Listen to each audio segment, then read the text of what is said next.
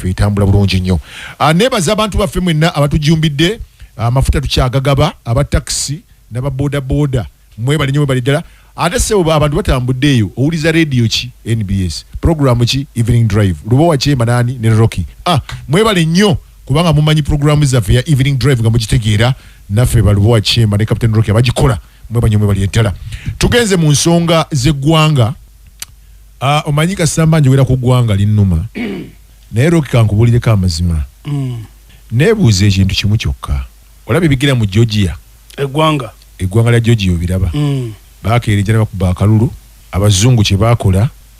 ne baddira yawangudde ne baagala omulemesa ne balyoka bateeka fireworks maduuka. Bazungu fireworks maduuka.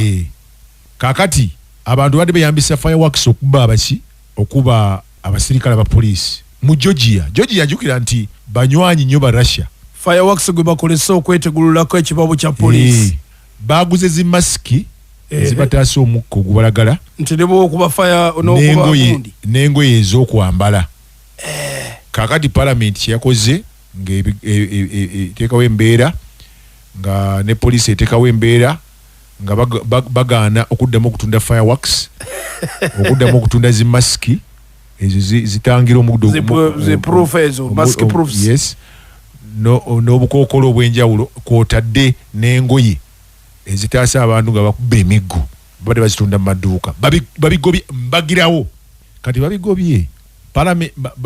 European Union n'ekivumirira bakivumiridde nnyo. Jukira nti America ebadde yakumala mu Georgia amaanyi kubanga Georgia okubanga etandika kumpi Russia yakiteekamu amaanyi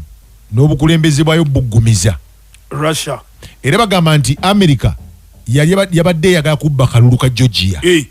Kati kye baakoze ne bateeka ssente mu beekalakaasi batekewo ogubeera. Ekyabadde mu Georgia gwokimanyi omuggo gwanyokedde mu Georgia abantu ne balumba parliament amagye ne gajja ne gabatwala emisinde nenga katono bagimalewo kibayita omuzungu. Kakati waki nkyogedde mu nsi muno abali mu buyinza muyise bulungi abantu emukulembera kubanga obuzibu tuyina omuzungu atwagaliza kubanga abazungu bali mu kulwanagana. Abarasya Putin yabadde yakava mu lukiiko wano juzi okitegeera nkuwulira. Putin n'agamba Africa nga bali bannamikago bali wamu naye n'agamba nti yalwanirira nnyo embeera mu Africa okutereera nga abafuzi b'amatwale baali beefuza Africa. Yuga nti Russia terina ttwaliro na mu Africa era abakulembeze b'Africa oba be batumyeyo babadde bangi mu lukiiko olwo. China yabaddeyo, Brazil yabaddeyo, n'ensi nnyingi za Africa zabaddeyo, South Africa n'abalala babaddeyo. Jukira nti Putin bateekateeka n'aba BRICS ensi nazigambako ezo okubanga bateekawo ensimbi endala okudibya dola ze banaakozesa. Era ye Biden n'abakulembeze mu America bagambye kino kijja kuba kya bulabe nnyo. Kyova olabanga bakutte $5 ne bazongera omusajja nga bazijja ku by'obugagga bye baasiba ebya Russia ne bazongera Zelensky. Oye muzungu yamwongedde amaanyi alwane biliyoni za $5 oba wano mu Uganda ziba tuliyoni mmeka naye nga bazijja ku ssente z'ebyobugagga zibateekako envumbo ebya Russia. Kati Putin yagambye byo tebinkwatako bino si binene nze ssente yange y'amaanyi Europe ye neetaaga ate bananyigirize nnyo bayinza okuleetera Ukraine n'ensi ezigyotolodde obuzibu. N'agamba kasita akyali wamu ne Africa kubanga Africa market eri awo y'amaanyi eri abazungu. Kakati obusungu America bweyolesa mu Georgia okwaga kujja ku gavumenti yaayo ne bannamikago aba Bulaaya ne sente zeetadde mu Zelensky owa Ukraine kwotalina okutetaganya omusajja Bashar owa Syria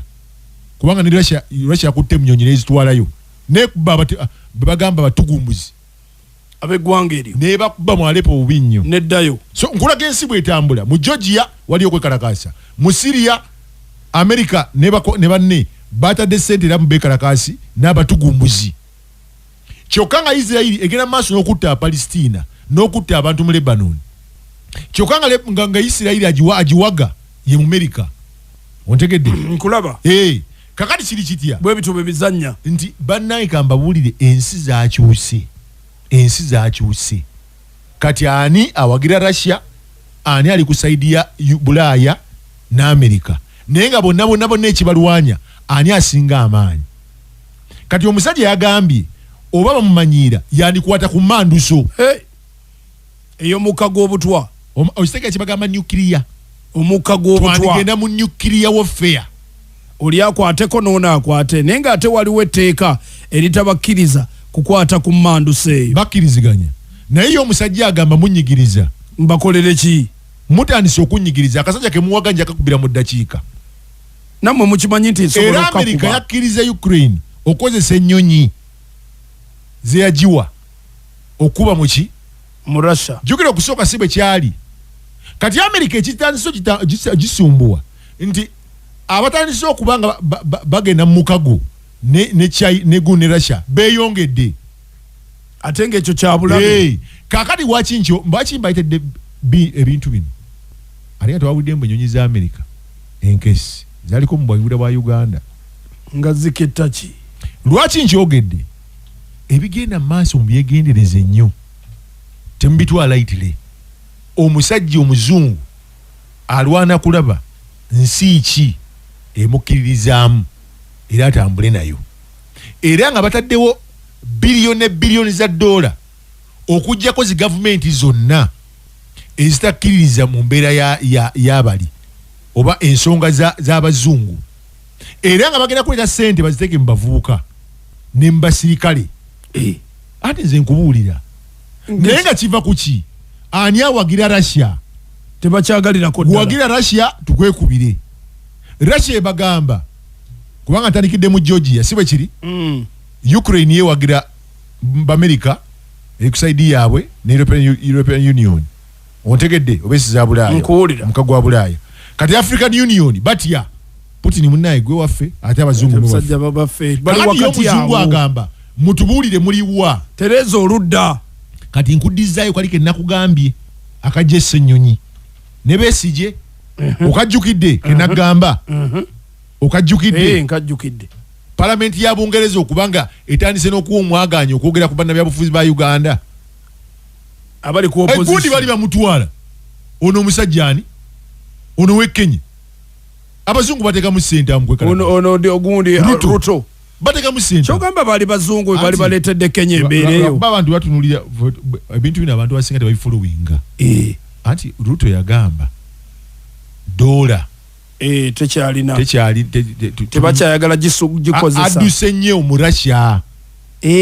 kakati nga mulimu mu Kenya abali ku saidi y'Abamerika nga nabo bagamba n'abazungu bali abali mu Bulaaya nga bagamba nedda kati bo kye baakola they had to facilitate mu musumbuwe anti ye kyakola ateeka ssente mu bajaasi n'abantu ba wansi ne beekalakaasa kugambye nti mu Georgia babawadde zi masiki ne fireworks ezitagulika balwanagalina abaki n'obuza naye omuntu wa bulijjo bino ali bigulawa abijjawa that is what they are going to do kyova olaba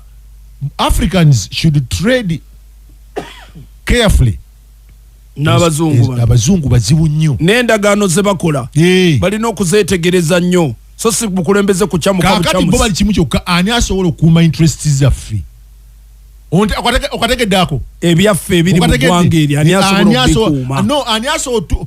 okutambula naffe bye twagala okutambula naffe bibeeramu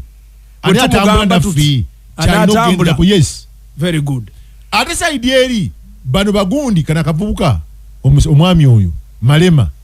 bo bali ku saidi ya Russia South Africa era bagamba nti African Union batitiizi ontegedde tebalina kye bayinza kukola nekikira nti bali baga kuyamba ku Gaddafi America yabaga mulinye ennyonyi mulabe muzibuuse muzitwale mulabe ontegedde mpulira Gaddafi ne bamujjako okategedde akantu ako kati no byenjogedde leero byabagezi bokka babitegeera abasinga abamu abatabitegeera bitegedde so ensi kati bwe yatuuse ani awagira Russia ani awagira America tuzeeyo